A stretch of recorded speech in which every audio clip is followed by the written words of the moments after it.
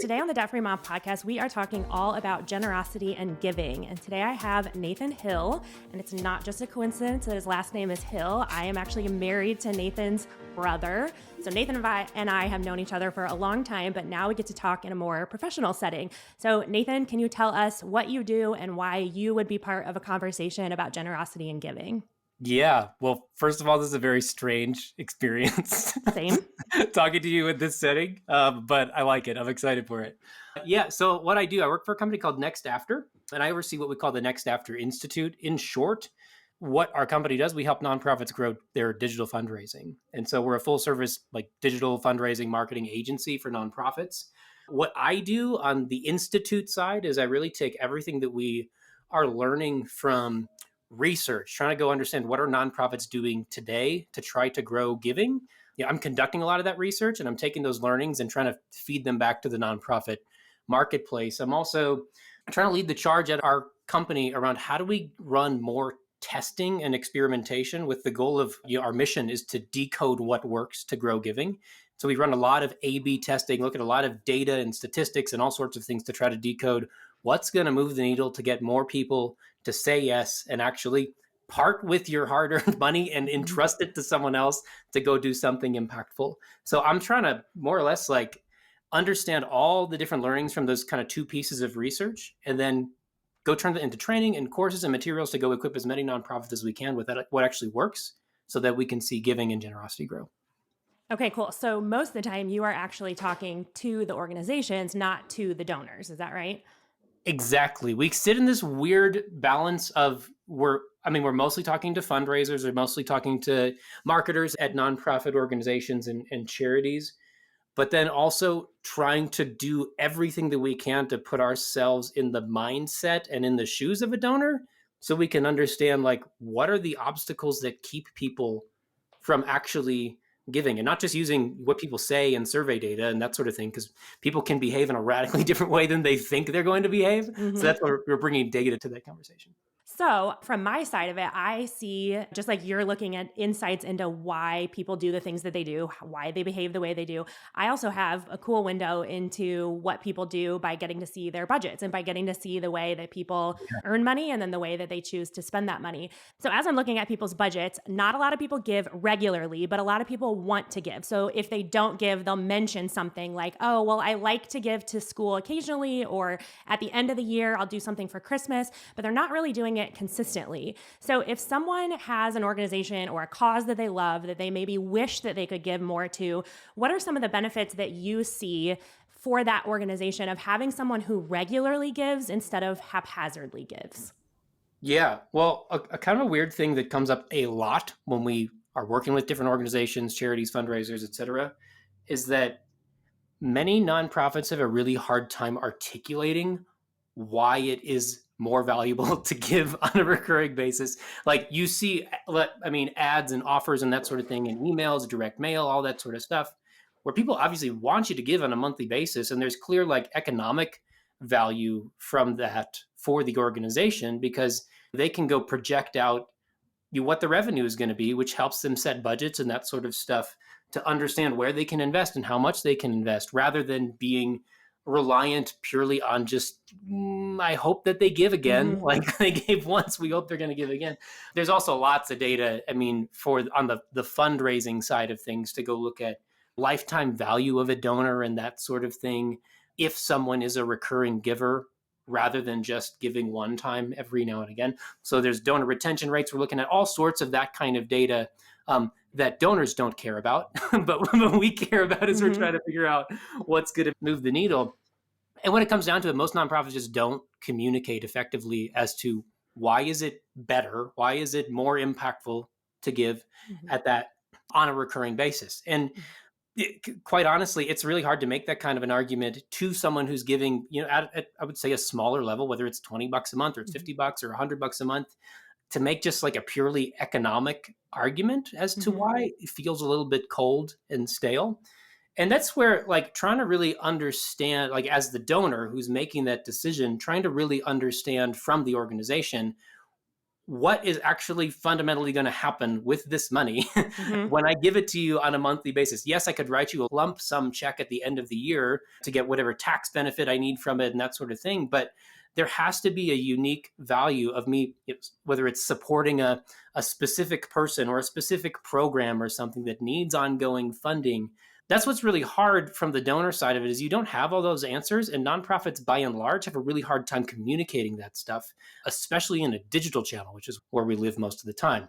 So I don't know if that gives you like complete answer Yeah. to the question, but it certainly shows the Yeah, challenge. I think what would be interesting is I would imagine that from a donor perspective or being a donor myself, if I have a organization that I'm passionate about or even just a cause that I'm passionate about and I think, oh, well, the amount that I can give probably doesn't do anything, probably doesn't do a whole lot. But if I were to know that like you said, what they can plan for in advance is different if I'm regularly giving than if I'm haphazardly giving. I think if maybe people listening would recognize that the exact same amount of money might have a slightly, even if it's 1 or 2% more, a slightly larger impact positively to the cause that they love so much by being consistent and planned versus being haphazard. It's like if you get a random bonus that you weren't expecting, that's really exciting and you do something with it, but you do it one time and it doesn't Mhm. really change how you plan your budget. But if you get a raise for $20 a month, you can actually change what you plan to do over time. And so helping a potential donor see that the exact same amount of money might have a slightly bigger impact than being unexpected could maybe be like, oh, well, I care about that cause and I want to help it as much as I can. And if I can't give more money, maybe I can just make that same money be more planned and consistent. Is Yeah, that that's such a good connection because it is this like granted like budgets are very different when you're looking at a large nonprofit versus sure? your average Yeah. person's personal budget, but it's the same philosophy, it's the same principle that's at work. I think there's potentially, and I don't want to overemphasize like efficiency of a gift, meaning like a lot of times when like the bare minimum way to sort of evaluate the impact of a donation at a particular charity, most people default to looking at things like, well, what percentage of my donation is actually going towards the programs Hmm. versus, quote unquote overhead, which we could have a long Sure. conversation about that because I think the logic in that conversation is fundamentally flawed, and we can talk about that if you want to. But like, if you want to see more of your donation go directly to the cause, like a recurring gift, because it allows for a nonprofit to plan that better, like Hmm. it's less work that has to go in to go from the fundraiser side of it to go reacquire a donation Hmm. or to get you to give for that second time or for that third time, which means maybe they don't have to spend quite as much on those kind of overhead marketing pieces that donors don't necessarily like to see, even though they're essential to growth and impact. So it may make your gift actually more efficient because Yeah. you allow the organization to plan better. On that same note, if you'll let me chat about efficiency, Sure. as we're like thinking about who to give to and how much you would give to a different organization, again, that's kind of like the default mentality is to go look at what percent goes to the programs. Because as a donor, and I give and you give, like Hmm. we want to see as much of our funds go to actually helping a person or helping whatever the cause is Yep. as much as is possible. Dan Pilata has a TED talk from probably 10, 15 years ago or so, and it's wonderful. You should look him up. But he makes this whole argument. It's really well done. And actually, there's a new movie that he just released about a month ago called Uncharitable that just explores this kind of concept of the flaw in just looking at efficiency of giving. And he makes a really compelling argument that we need to be looking at impact. And Hmm. we've, as a culture, we have made this idea of quote unquote overhead the most important thing.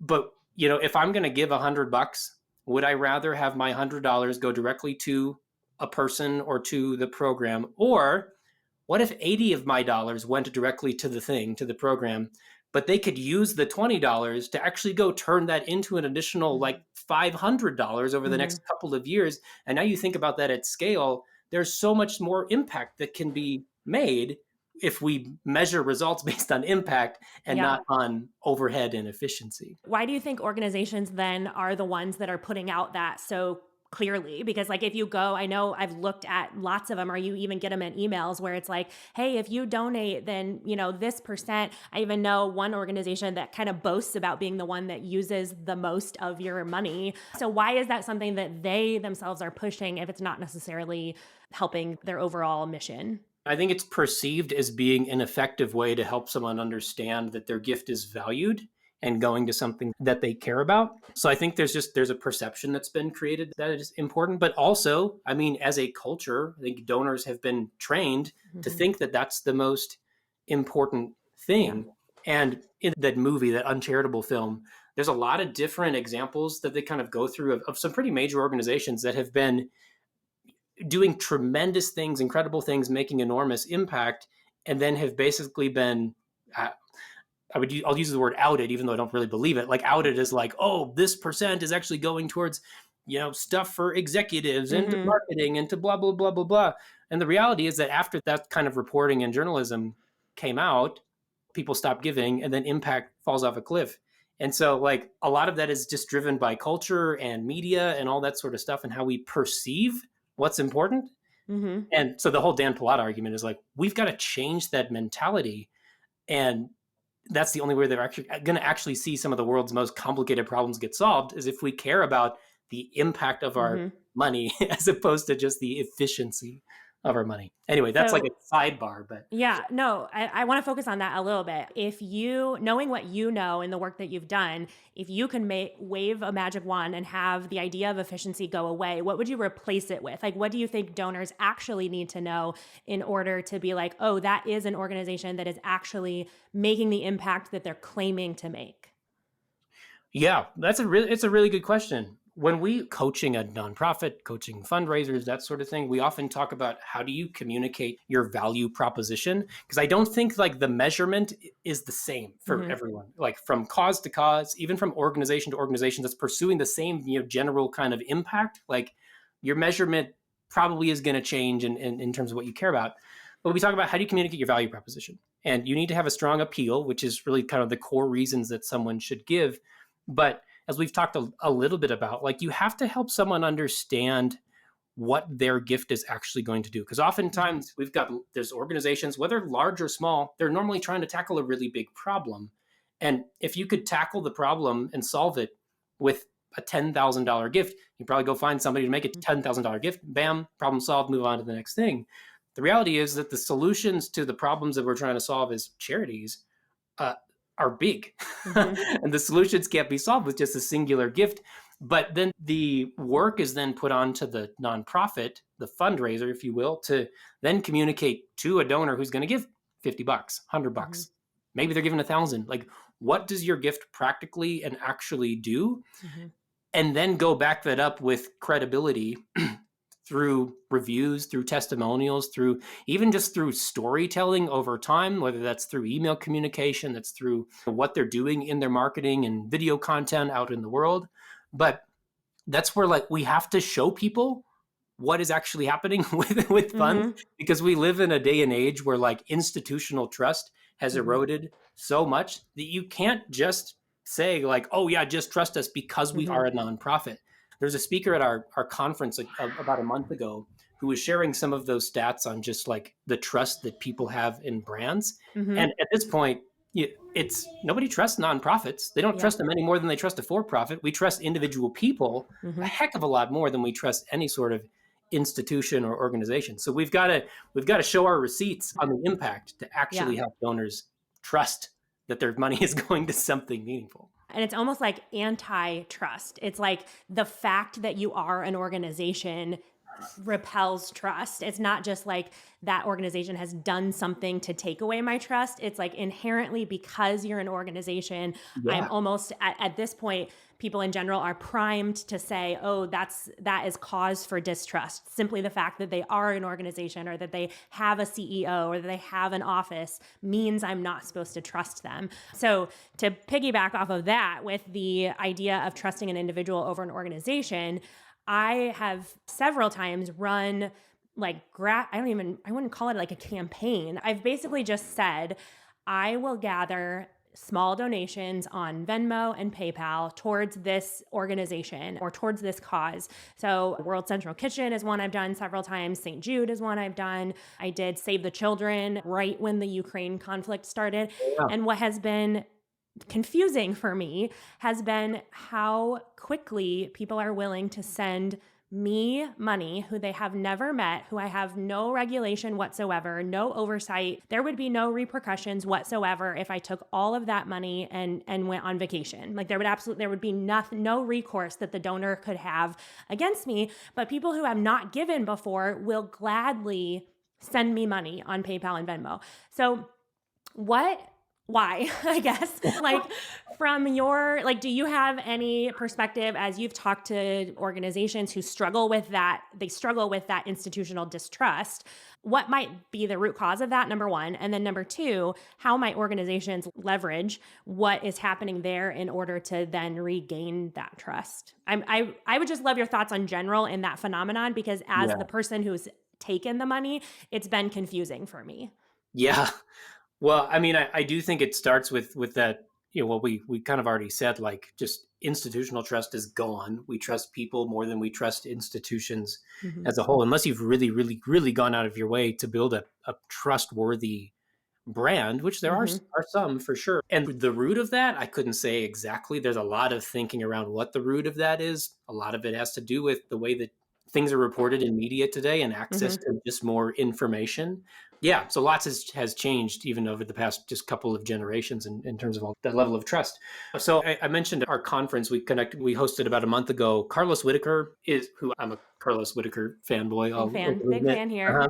Part of the Insta Familia over here. Yes, I have to just pause and say that the one time I was actually able to communicate with him on Instagram was because he posted his exact height and weight, and I responded that I am the exact same height and weight, and he thought it was so funny. I just responded and I was like, "Hey, if you ever need a stand-in, I am the exact same height and weight as you," and he like loved it. And then I met him a year later, and I was like, "Hey, I'm the one that's the exact same height and weight as you," and he remembered it like exactly. He was like, Oh, "I was on a plane to this thing when that happened." That was so funny. So just for anyone listening, if you ever need a Carlos Whitaker body double, I am your girl. oh, that's Okay, fantastic. moving You just on. gotta just shave your head and you'll be good. Yeah, stick a hat on, smile a lot more than I do now. That's hilarious. Well, so he spoke at our conference and was breaking down some of that because he does a very similar thing, as Mm-hmm. you know. And it's incredible the movement. I'll call it a movement. I don't know Mm-hmm. if you would. That's been just built around almost him as a personality, but also just kind of what he represents, which is just how do we start to treat people like people and humans like humans and get rid Mm-hmm. of all the vitriol that's often in the world and just see people as Mm-hmm. people.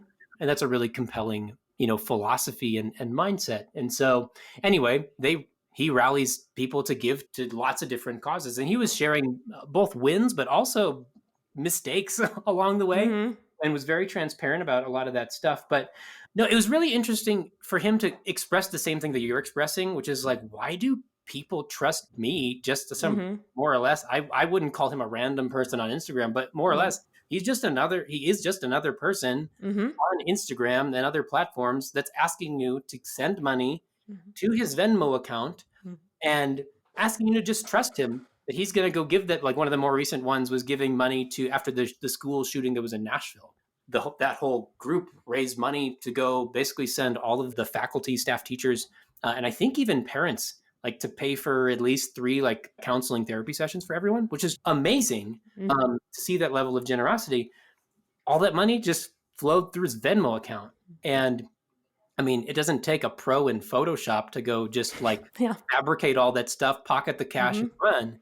So why do we do that? Yeah. And I think it comes back like we don't trust organizations and we trust people. And Mm-hmm. that's honestly it's a principle and it's a philosophy that we try to encourage nonprofits to adopt in their communication, which is like, Mm-hmm. yeah, you have your brand and it's really valuable, but people don't give to marketing machines. Mm-hmm. People give to Yeah. people that they know and that they trust. And so like Mm-hmm. we have to go build that level of trust on a human to human level, even if it's through email communication that we all know is either automated or done in mass. It's not actually one to one, but we have to Mhm. try to be human and genuine and personal in order to build that trust so that people trust us to make the impact we say that we can make. But I agree, it's a very weird phenomenon. Yeah, for sure. So what would you say to people who are saying, "Hey, I would rather give to Carly's Venmo than to St. Jude Children's Hospital?"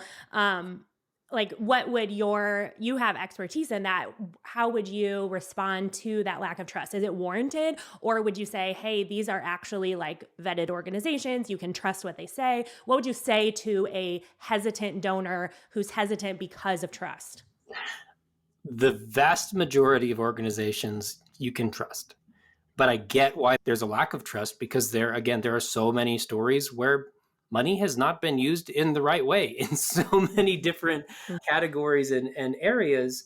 And so I do think though, I mean, I'm a product of my own generation. So like I'm in agreement. I don't Mhm. trust institutions and I would rather give you my money if because I trust that you are going to go give it to something meaningful. Even if it ends up still going to St. Jude, like I I think trust that like that's the confusing part to me is if I'm successful, then I'm giving it to the exact organization that you're saying you don't trust. That's the confusing part for me is like you trust me, but you don't trust World Central Kitchen. So you want to give your money to me so that I can give it to World Central Kitchen.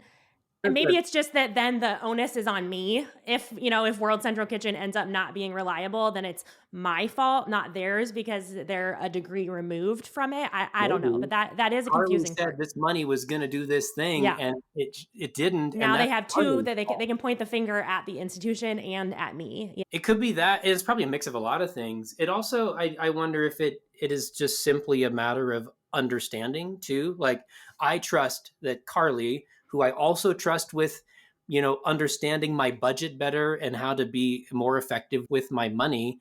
I trust that she's put the work in to understand Mhm. where to best invest my money in order to make a positive impact. So Yeah. maybe that's part of it is I haven't done the work to know what's going Mhm. to be helpful and impactful for people, but I Mhm. want to give.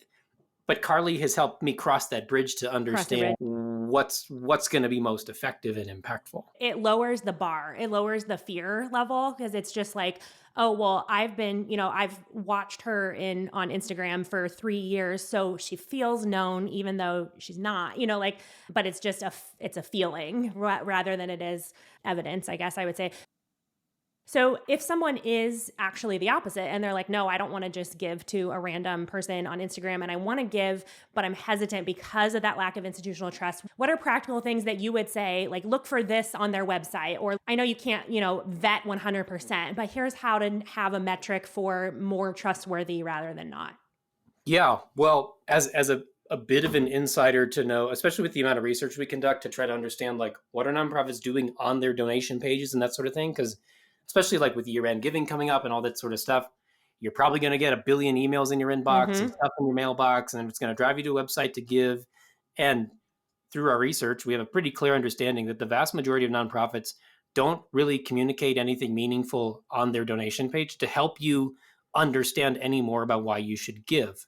So, just to throw some stats out there, the benchmark for a main donation page conversion rate, which is how many people that land on a donation page actually give a gift, is like 19%, which Mm-hmm. means that 81% of people that show up with the intention of giving, maybe they're just there to find out more, but oftentimes there's not more to find out, Mm-hmm. or Mm-hmm. or there's actual like problems on the page, something with the form, something on the page that's triggering anxiety that causes you to bail. So there's work to be done there. Knowing that, like, there's probably not going to be enough information on the page for you to decide, do I trust you? Do I want to make this impact? What is the impact? Like, I can give hope anywhere, and you're telling me I can give hope when I give $100.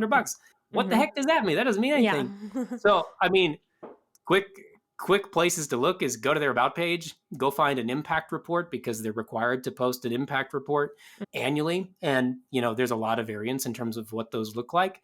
You can look at financials and that sort of stuff. Again, I would focus more on what are they communicating in terms of how many people they've been able to impact, what are the testimonials and stories that they're sharing that actually show you the receipts for the impact that they're making. So that would be, I guess, a kind of a baseline encouragement is like, Don't just, if you're actively looking to give and you're considering a specific charity, don't just stop at the donation page. Spend some time looking around, see what they're actually sharing. And then, as someone in the fundraising space, I don't ever feel like we should put the work on a donor to have to go Mm, find that sort of stuff. But now, from that perspective, mhm, if I'm trying to figure out where to give, don't be afraid to ask questions, because mhm, likely it's a really good cause. Likely it's a really good charity. mhm, And maybe they're just lacking the communication from a marketing perspective skills to communicate effectively through their channels to you. But I bet you, if you picked up the phone and you called someone, which I know is really hard to do in mhm, 2023, but if you picked up the phone and you called someone and you actually talked to someone at the organization, they can tell you all the things. They can tell you mhm, all about the financials. They can tell you about the program. They can tell you what they're planning for 2024 and what's coming up and the ways that they're mhm, trying to see impact. And oftentimes they're just struggling because they have a vision, but they don't have the funding to go get mhm. it, and they need your help. So Yeah, so they're motivated to take that call. absolutely, absolutely. And even if it's for a small donation, because again, from this side of the fence, looking at like larger kind of data samples and everything, like most of those fundraisers know that if you come in as a $20 a month donor, at the end of the day, many fundraisers are looking, ultimately, when they're looking at their whole budget, yeah, they want to grow like major donations and that sort of thing. But Mhm, most people that give a major donation, they start out by giving a small dollar mm, donation, mhm, and then you start to see the impact of your gift over time. And maybe you end up at a point a few years down the road where you can give a more significant gift, or maybe you can give one now, but you're just not ready because you don't trust anybody. But the right. first step is to, dip your toes in, find out more information, give them a gift, see how they communicate back to you. How do they show you the work that's being Mhm. done? And then you can make a more informed decision next year about, do I want to increase? Do I want to give more? That's advice I give too for people who are terrified of investing. It's like invest $10 and just get over the experience of I've never done it before. And now you can say I've done it before. And it's like, oh, okay, the bad stuff I thought would happen didn't happen. And now I'm a little more confident. So next time I'll do $20. But it's like if you want to invest $500 a month and you're terrified, you got to start at 5, 10, 15. So what would you say to somebody who is like, I'm just going to wait until I can give $100 a month because right now all I can do is 15 or 20 a month? Does a small recurring gift matter? Does it make an impact? Does an organization care about that? What would you say to someone who's basically like, my amount that I can give is quote unquote too small? The power is in volume of people that are choosing to give. And yes, it seems there are lots of people who could give really significant amounts of money, and it feels like a $20 donation or a $50 whatever pales in comparison to that. And it's easy to take a back seat and just say, well, that's for someone else to do, and it's not for me. But there's there's power in recurring investment over time. There's power in choosing to give on a monthly basis like that, especially knowing that you're likely not the only one. Even just as we run different sorts of fundraising campaigns and we're trying to get people to give on a recurring basis, it's really helpful oftentimes to say, we're looking for 100 people to Mm-hmm. give $30 a month. And yes, it sounds like, oh, $30 isn't that much. Well, 30 times 12 is a significant Mm-hmm. increase over just your one-time gift, and now multiply that by another 100 people that are going to give at that level over a 12-month period, but Mm-hmm. likely for 3 to 5 years. That's really significant impact. And even just Mm-hmm. remove yourself from that equation, now it's only 99. That's actually a pretty big loss, because there's power in consistency with that sort of stuff. And having that understanding that you're not alone, you're not the only one giving. The only way that things get done is with movements of people Mm-hmm. coming together. So that's my encouragement: is that you can be part of that, and you may find along the way that they're doing some really cool work, and you want to Mm-hmm. go bring other people into it, show them the impact that's being made, and you're forming a community of people that care about a similar cause, want to see a similar impact made in the world, and selfishly, there's a lot of good vibes that come from giving, and Yeah. there's a lot of psychology to support that. So you'll Yeah. feel better about yourself, Mm-hmm. that's for sure, while also doing something really meaningful. So I have a story about that. For it was at least 2 years ago now. So a lot of people might not have heard this, but when I did one of these giving campaigns, I found out about a person in Peoria who was escaping an abusive relationship. She had a son and she needed to get out and live somewhere else, but didn't have the money to do it. She was also an immigrant. And so I knew who her landlord was, and her landlord was just trying to cover her and get where she was, get where she Yeah. needed to be. And I put out a challenge to my audience, and I actually challenged them to only give $1. And I was like, I know that like you're going to want to give a lot, but I actually only want you to give $1. And some people didn't listen to that, but that's okay. But it was exactly what you just said, of a movement where it was a couple hundred people who gave $1 that they would never miss. Like they won't even feel it. It won't even impact them. And Yeah. we paid for her rent for 4 months. Oh my gosh. And it was just like, and I just remember, like, I just wanted to like show people, and I was like, people say every dollar matters when we're talking about like where you spend it, or like if you go shopping, if you can just reduce your spending by $10 a week, it actually adds up, and nobody believes you. And so Mhm. I wanted to take this test case of, okay, this is something that's really going to tug at people's heartstrings. They're going to want to do whatever they can to help this person, and then I'm going to actually like reverse psychology and be like, I'm going to stop you from giving more. I only want you to give $1 because I want it to Yeah. represent how everybody coming together can actually change something.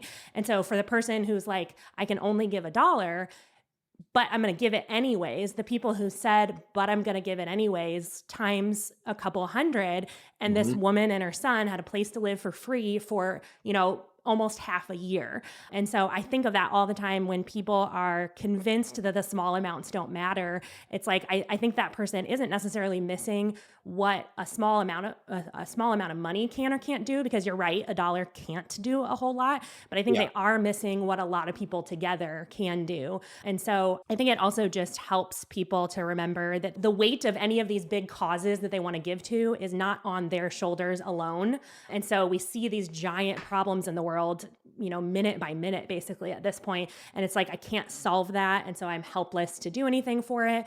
And it's so empowering to realize that the small amounts put together actually do add up to something huge. So that's not a question. That's just a story for people listening, because I agree wholeheartedly with what you're saying, that like, if you actually do put those people together and connect them, actual change happens. Not just like we patted her on the back and handed her a Walmart gift card or something. It was like, that's actually life changing for the rest of their Yeah. life.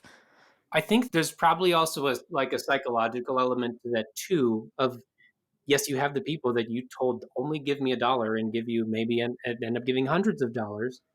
But that's also the power in any kind of like grassroots movement. Like most change starts with small tweaks, small Mm-hmm. changes, small groups of people coming together to try to see something bigger happen. And when you Mm-hmm. get enough momentum around that many people giving you $1, well, somebody might say, wow, this is actually really important to a lot of people. And I actually have the means to give at a significant level to help multiply this, maybe by a Mm-hmm. factor of 2 or 3 or 4 or more, where Mm-hmm. they wouldn't have the confidence to do it if you didn't have 1,000, 10,000, however many people giving you Mm-hmm. $1. So that's also the power of that level of generosity, is maybe not so much in the dollar itself, but in the movement that it can create. Okay, so let's wrap up the conversation then, focusing on that last topic. What are positive impacts of giving to the donor? So if somebody is like, I am strapped for cash, I'm trying to just make ends meet, my money's a mess, I don't have a cause that I give, I'm one of those people that doesn't have that institutional trust, what could someone expect to experience by becoming a giver, even if it is $5, $10 a month? Part of this is just an opinion, but I think starting down that path of giving, even if it's small, even if it's really small, Mhm. it develops a level of perspective of your money and what you're doing with it. And then when you can see the impact that even a small kind of pitch in size gift can make, it puts everything in perspective. I think it gives you a better viewpoint on people around you and the world Mhm. around you, even if you're in a hard situation. So I think there's personal value just from that side of it. There's also, again, there's a lot of psychology and research around, I said good vibes earlier, but just like Mhm. the truly like the positive mental impact, the view of yourself, all of that you have when you choose to be generous and give. People feel happier when they give. And so Mhm. it can totally change just even like the chemistry in your brain so Mhm. that you have a better outlook on life and better, even just better mental health. I've Mhm. got a buddy who works at a nonprofit who was telling me about a campaign that they ran pretty recently that was trying to lean into that level of psychology. And it's kind of interesting to see they called it like the Good Vibes Club. And that's how they were trying to pitch people to sign up to become a donor is you're going to get good vibes back in return, and also this impact too. But they just want to test that as a lever. It bombed, so like Mhm. if for any fundraisers listening, probably don't lead with that as the reason to give. But that level of psychology is trusted so much that even major charities are trying to lean. How do we actually use that as an appeal to get someone to actually understand the impact of their giving and actually choose to get over that line and part with their money? So lots of psychologists say it's a good thing on a bunch of Mhm. levels when you give away Mhm. your money. Of all the financial regrets I have, giving is not one of them. Like, for all the things that I think back with my money where I'm like, dang, I would have done that different. I never would have bought that. I never would have done this. Giving has never been one of them. Yeah. In fact, I feel the opposite, some or the inverse of that Mhm. sometimes. It's like, man, we bought this thing. Well, what if we actually gave that money away? Wouldn't that have been better Mhm. than this Yeah. thing that we thought we needed? And yeah, that's and more on a personal level than professional level, but I think it combines because it's like what we, isn't that what anybody is really doing with their job as well as what we experience in our personal lives we're then carrying into our job. And I think you and I both have jobs like that where we're like we've experienced something personal like giving, and then I see it as so valuable that I'll give my life's work at this, currently in the jobs that we're doing to help Yeah. other people do and experience the same because it's something that we're so passionate about. I'm not obviously in the giving space, but I do think as people order their finances in a way where they're not constantly afraid of overdrafting and things like that, it actually opens the door to having it feel even possible to give. Yeah. I mean, our vision as a company is to unleash the most generous generation in the history of the world.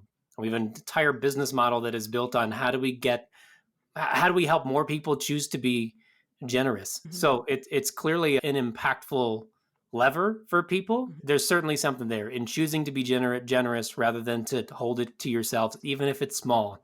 There's Mhm. something there that's really, really meaningful. Any last thoughts or anything that if you're like, man, I sit in front of nonprofits all day, now I'm actually sitting in front of the ears of a couple thousand donors instead of organizations. What would the nonprofits that you work with want to say if they had the ears of a couple thousand potential donors? Like, what are the things that they're like, oh, if they only knew this about us, then they would give? Yeah, I think there's a lot of assumptions that fundraisers make that donors know way more than they actually do about the organization. And I think it's a cold dose of reality sometimes to realize that like, oh, they don't know what I'm talking about. I'm using a bunch of language, I'm using a bunch of words that like my donors don't Mhm. understand, or we think this thing is really important and in reality nobody who gives to us thinks that that thing is important. They Mhm. like this thing over here. Yeah, you need to do this one, but they want to give to this one. So I don't know, a word of encouragement maybe to the donor out there is to, when you have the opportunity to make your voice heard to those organizations. I mean, I guess when we talk about lack of institutional trust, like how does that get better? How does that get fixed? If you have the opportunity to speak into the work they're doing, give your thoughts, Mhm. give your opinions. They send out surveys and junk all the Mhm. time and they All the want to time. hear from you. If we don't reply, like I know it feels like marketing and it is a piece of marketing, that's for sure. They're hoping you respond to that. Maybe there's a donation form on the other end. They're hoping it leads to you giving more later down the road because you've kind of been Mhm. primed for it. But the reality is like that's your opportunity to give that kind of feedback, which may help you actually build that trust back in these organizations to know that my money is going to something really really meaningful. There's Yeah. also, I would encourage people to, if you can't give or you can only give at a very small level and you want to give involved and make meaningful impact, like there's always volunteer opportunities with almost Mm. every organization. And what's interesting is a lot of like, even if you don't feel like you have skills to offer in a particular area, oftentimes the work that you do on an everyday basis, there's probably ways for you to plug that in. There's a wide variety of ways Mhm. you can jump in and volunteer with most any organizations, and all you really have to do is ask. So that's kind of a, to go right along with the year-end fundraising giving theme. Yes, being generous with your money is meaningful, Mhm. but also just choosing a generous lifestyle of giving back with your time, Mhm. that might even be more meaningful for Yeah. both the organization and for you. And your time and your skills actually do have a monetary value when they're given to the organization. So it's like, hey, if my bank account can't afford giving you $50, but my weekend can afford giving you an hour, that hour Yeah. has actual value to the organization. That's an awesome way to end on it. Okay. I know I'm not an audience of nonprofit organizations, but if I happen to have a listener who is like, oh, actually, I work for a nonprofit and I could use help in this area, where can people find you? What are you doing? And how can they get help increasing that generosity of their donors? Yeah. Well, first, you can just email me. Nathan@nextafter.com is my email. So shoot me a note. Love to hear from you. Secondly, you can find out more about Next After and what we do at nextafter.com. But maybe most importantly, the funnest thing that I get to do at the moment is we have a show called Decoding Generosity that actually is probably relevant to more than just the fundraiser on the listeners today. Because we just have a lot of fun trying to look at like what actually moves the needle on getting people to choose to be more generous, and not just from like a fundraising standpoint, but like Mm-hmm. we do a bunch of weird stuff, like we're building Legos, we're doing a bunch of skits to just illustrate what helps people choose to be generous. So if you go to decodinggenerosity.com, there's lots of fun stuff there, so go check that out. I think it's pretty fun.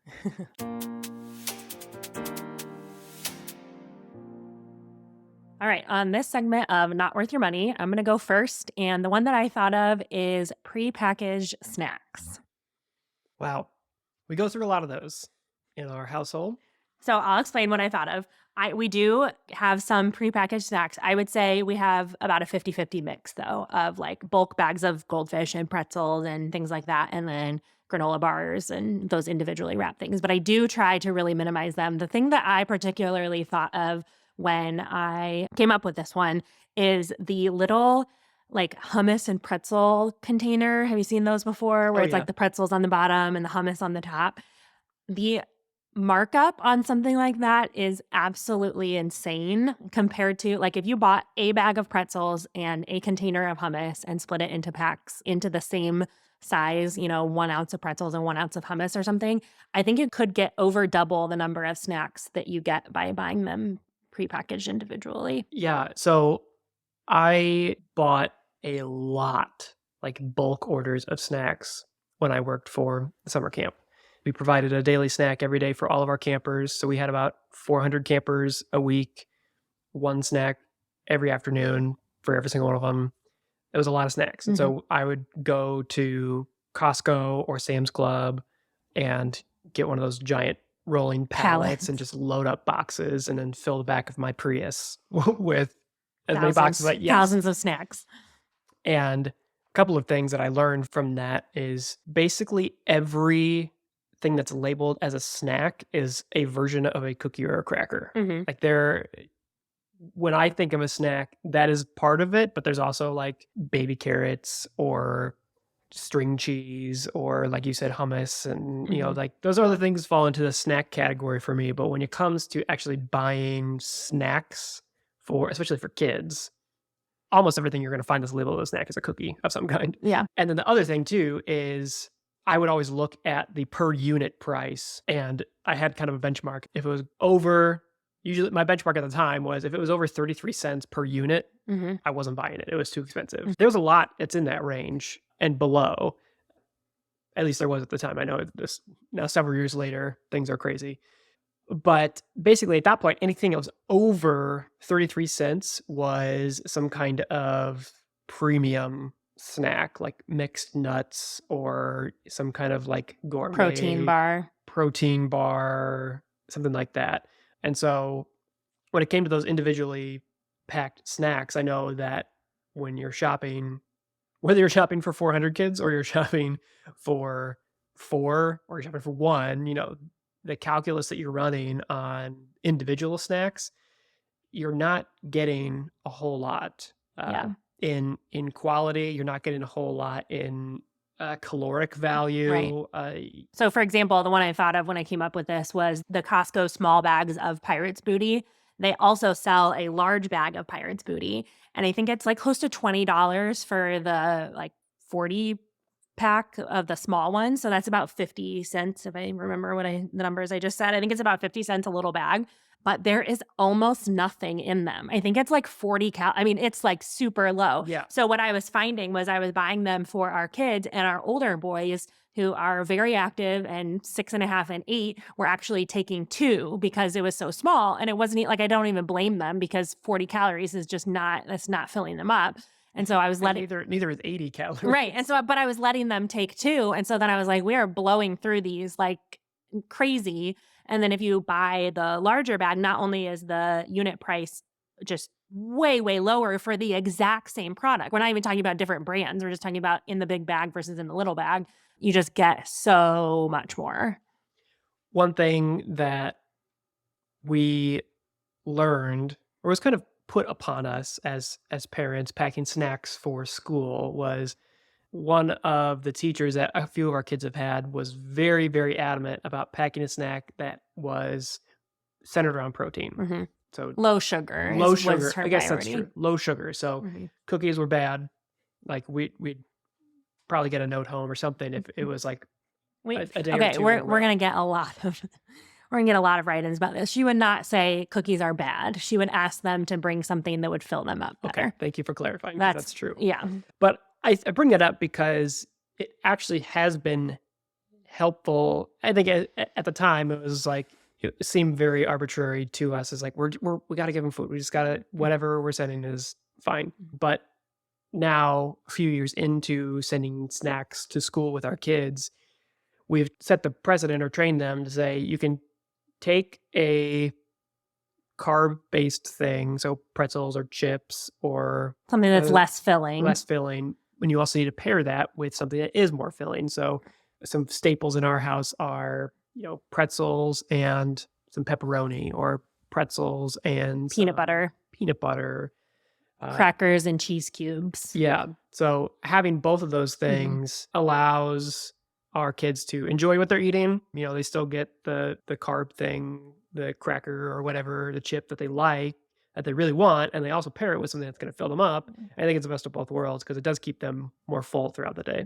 Yeah, so we do definitely have some individual snacks, but I do not rely on that as our primary way to offer snacks either at home or at school. So as a practical matter at school, if you also send snacks to school or daycare, and so you're like, well, sending a snack equals a prepackaged store-bought item. We bought these little containers at Walmart. They're like $3. They have really nice snap-on lids, and they're divided in half into 2 sections, but they're a small snack size option. They're not like a large lunchbox. And that's what we send the boys with like he said, pretzels on one side and pepperoni on the other, crackers on one side and cheese cubes on the other.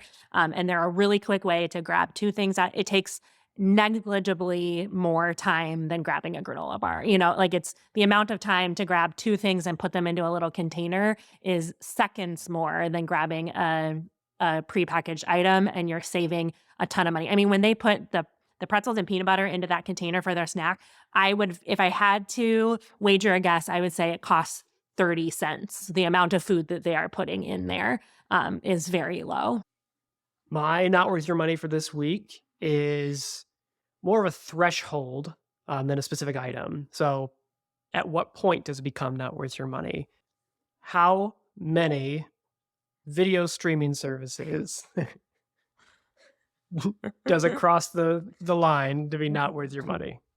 To have simultaneously? To have simultaneously, because we do have Yes. a few simultaneously right now. Yes. I am a huge advocate of signing up, using it to watch the show that you want to watch that they have, and then canceling it while you sign up for another one. So we are always rotating the ones that we have. Sometimes they cancel or, it ends and then we're like, oh shoot, we wanted to watch that. We'll sign up for one more month. I would not have more than, I would say 4 would be the most I would have, because I just don't think it's possible to be watching that many things at the same time, like to be invested, So we've done like Hulu, and we finished watching Only Murders in the Building and The Bear. And then now I'm not renewing it because we don't have anything else on there that we want to watch right now. Like if they come out with another season of The Bear, then we would sign back up. We've had HBO Max to watch through Friends and a few other things, but we don't have that one right now.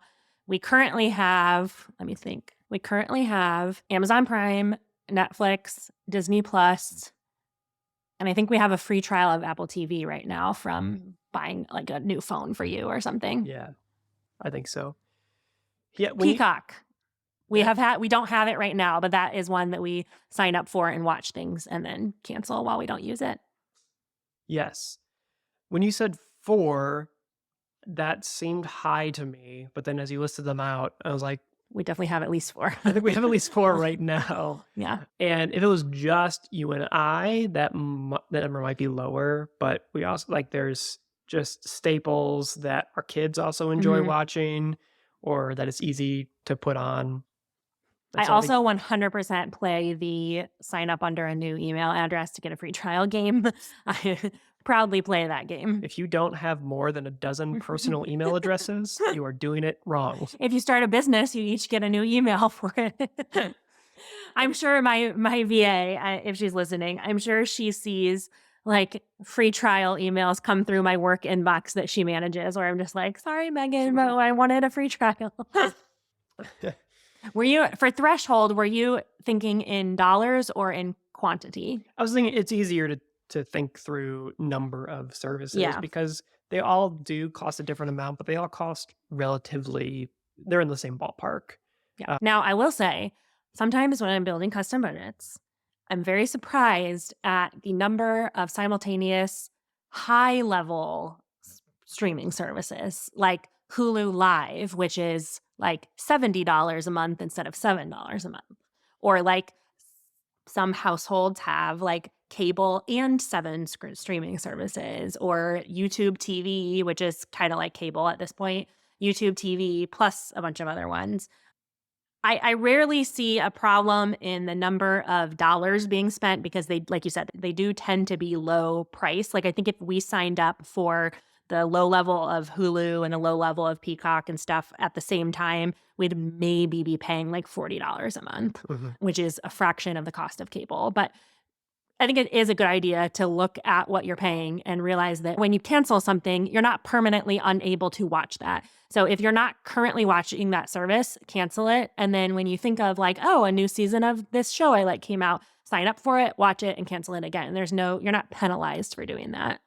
Yeah, and if you're worried about missing out on the newest season of whatever show, then if it happens to come online and you don't hear about it and you don't miss it, it's fine. Maybe you don't need it. Yeah, forget about the FOMO and just save the money. Yeah. Yeah. Like I said, I think it's just like physically impossible to actually need that many services at the same time because you're just like not watching that many shows simultaneously. Like within 1 month, if you're paying monthly, if you pay for 7 streaming services in 1 month, did you like legitimately watch an extended amount of TV on all 7 of them in that 1 month? It'd be impressive. If you've done that, Yeah. please let us know because I would like to know how you did it. Those are specific life choices.